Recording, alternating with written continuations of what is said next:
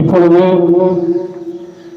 நமதூர் பெரியபள்ளி இமாம் மௌலானா மௌலவி ஹாஃபில் எம் முகமது சாலிஹ் தாஹா மக்தூமி எம்ஏ ஹஜ்ரத் அவர்கள் குடியரசு தின உரை நிகழ்த்துவார்கள். பிஸ்மில்லாஹிர் ரஹ்மானிர் ரஹீம்.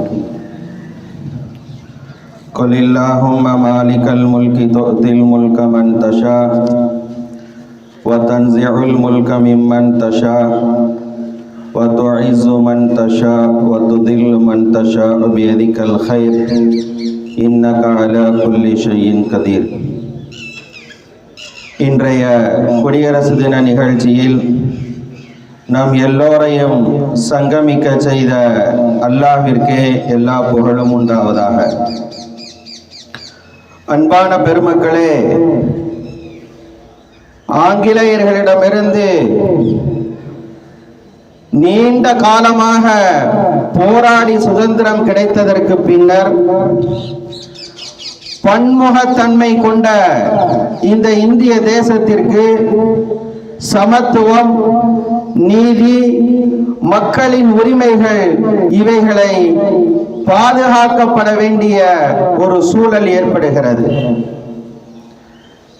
பல மொழிகளை பேசக்கூடிய, பல் சமயங்களை பின்பற்றக்கூடிய இந்த தேசத்திற்கான வரைமுறைகள் என்ன, நெறிமுறைகள் என்ன, ஆள்பவர்களுக்கான சட்டங்கள் என்ன என்பதை தொகுப்பதற்காக ஒரு குழு அமைக்கப்படுகிறது.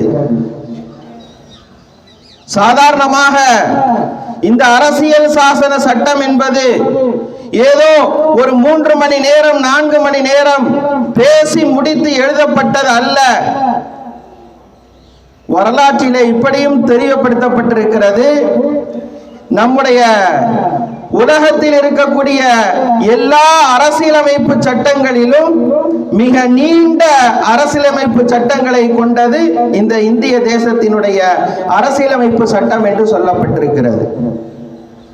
60 நாடுகளினுடைய அரசியலமைப்பு சட்டத்தை அலசி ஆராய்ந்து இந்த தேசத்தினுடைய சட்டங்கள் வடிவமைக்கப்பட்டிருக்கிறது. ஏன்னா பன்முகத்தன்மை கொண்ட மக்கள் இங்கே வசிக்கிறார்கள். அதனுடைய நோக்கம் என்ன தெரியுமா? யாரும் இங்கே பாதிக்கப்படக்கூடாது, யாரும் இங்கே இல்லை என்று சொல்லப்பட இதற்கான சட்டம் இந்த அரசியலமைப்பு சட்டத்தில் இல்லை, இதற்கு வெளியே நிற்கிறது என்ற பேச்சு எழுந்துவிடக் கூடாது என்பதற்காக நீண்ட நெடிய காலங்கள் ஆலோசிக்கப்பட்டு ஆரம்பிக்கப்பட்ட அந்த குழுவிலே 389 நபர்கள் இருந்தார்கள். சற்றேறக்குறைய 167 தடவைகள் இதற்காக கலந்தோலாசிப்பதற்காக ஒன்று கூடி 2 ஆண்டுகள் 11 மாதங்களிலே அந்த சட்டங்கள் அனைத்தும் தொகுத்து முடிக்கப்பட்டது. முடிக்கிற போது 299 பேர் தான் இருந்தாங்க. ஏன்னா இடையில வஃபாத் ஏற்படும்ல, சற்றேறக்குறைய 90 நபர்கள் வஃபாத்தாக இருக்கிறார்கள். அந்த 389 பேர்ல 15 பேர் பெண்கள் இடம்பெற்றிருந்தார்கள் என்றும் சொல்லப்படுகிறது. அப்ப இந்த அரசியலமைப்பு சாசனம் என்பது எல்லா மனிதர்களும் சுதந்திரமாக, சமத்துவமாக, அன்போடு அவர்களுடைய சமயங்களுக்கு தக்கவாறு வாழ்வதற்கான முழு உரிமையும் இங்கே வழங்கப்பட்டிருக்கிறது. அனைவரும் சமம் என்கிற வார்த்தைகளை எல்லாம் தாண்டி அனைவருக்கும் அனைத்தும் என்கிற ரீதியிலே இந்த அரசியலமைப்பு சட்டம் என்பது அது நிறைவேற்றப்பட்டிருக்கிறது.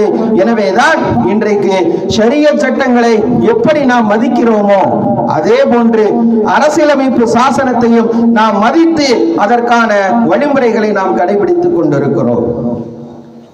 பல்வேறு தியாகங்களுக்கு பிறகு, பல்வேறு போராட்டங்களுக்கு பிறகு, பல்வேறு சிரத்தைகளுக்கு பிறகு கிடைக்கப்பட்ட இந்த அரசியலமைப்பு சாசனத்தை அதை இந்த தேசத்தினுடைய முன்னேற்றத்திற்காக நாம் செலவழித்துக் கொண்டிருக்கிறோம். ஷரியத் சட்டங்களுக்கு முரண்படாமல் இருக்கக்கூடிய எல்லா காலங்களிலும் இந்த தேசத்தினுடைய ஒற்றுமைக்கு வளர்ச்சி பாதையில் நாமும் ஒரு அங்கம் வகிப்போம் என்கிற உறுதிப்பாட்டை இந்த நல்ல நேரத்தில் நாம் எடுத்துக்கொள்ள கடமைப்பட்டிருக்கிறோம். ரப்புல் ஆலமீன் அல்லாஹ் ஜல்ல ஷானஹு தஆலா ஷரியத் சட்டங்களை மதிப்பதை போன்று அதே போன்ற அரசியலமைப்பு சாசனத்தையும் இதுவரை மதித்து வாழ்ந்து கொண்டிருக்கிறோம். கியாமத் நாள் வரைக்கும் மதித்து வாழக்கூடிய நல்ல சூழ்நிலைகளை நமக்கு ஏற்படுத்தி தர வேண்டும் என்று இந்த நல்ல நேரத்திலே இறைவனிடத்திலே பிரார்த்தித்து எனது வாழ்த்துறையை நிறைவு செய்கிறேன்.